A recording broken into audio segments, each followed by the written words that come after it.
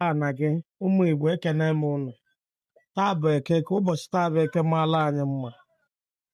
Disemba elugo, ndị Igbo na-alaiki na ịnụ ụlọ Disemba, mana ka egbe na-esina na egwu atụba ụlọ ịna ụlọ, esochala ụmụ ikolobịa anyị, esochala ndị ọgaranya anyị.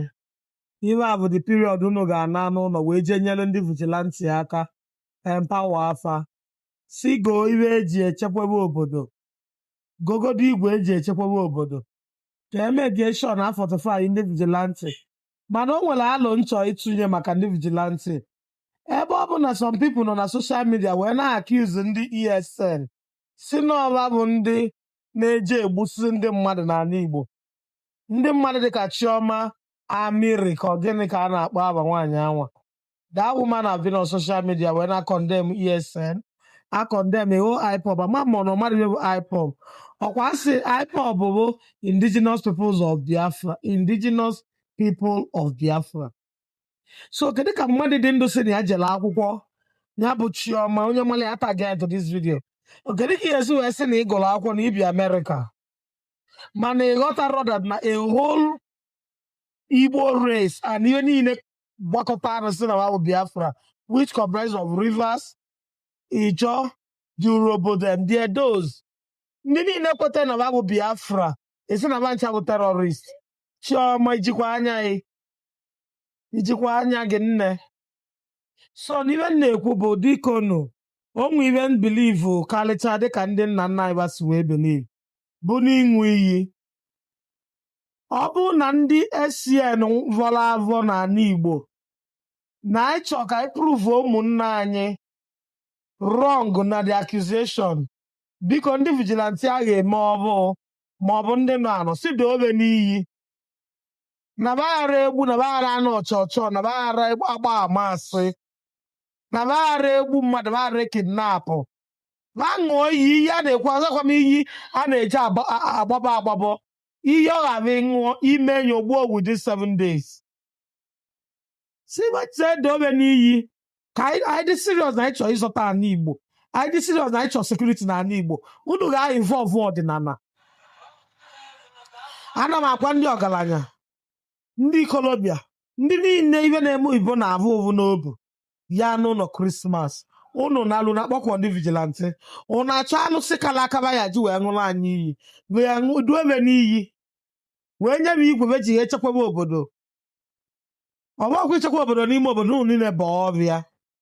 Ụmụ ikolobịa, ọbịa ka eji enwe ikolobịa gbasiri ike, mana unu ya aṅụ iyi.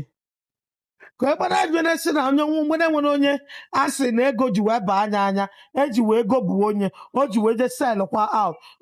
Ọkụ na anyị na-aṅụ iyi n'ihe niile a na-eme n'ala Igbo, n'ihe dịka ọchịchị, na bifu na installụọ eze ọbụla nwụọla anyị iyi, nwụọla obodo iyi, ya meleta ji anatigbuo onye. Bifo a installụ any leader n'ala Igbo edo onye n'iyi. Mana ihe niile ya dị possible ma unu kwụsị ije ụka. Anyị asịrị unu gbaa unu ụka ọkụ o. Asị mmadụ niile kwụsị ije ụka, mbọsị ụka ka ụka dị empty. Shrine a na-ebu m, a na-edo iyi. Onye chere nwanne ya ji echicha na tigbuo onye, unu abụnụ na iwe ya normalize. Ọkwa ibe niile je ya aghasa bụ nụ na a na-aza aṅụ iyi. Ọ bụ unu ka na-aṅụ iyi it is binded by oath. Ọ dị isi iwe na-eme na ama na-eme. Mana ana m encourage ndị Igbo, ndị leaders, ndị ibe na-adị mma na ibe Igbo na-adị mma, unu tinye anya n'okwu unu na-ekwu. Unu atụrụ egwu ịna ụlọ maka na ịpụla niile gwuru mgbe na-ana n'ụlọ ka ha wee bịa wee wakpo ndị nọ n'ụlọ. Ndị nọ n'ụlọ, most of them are elderly.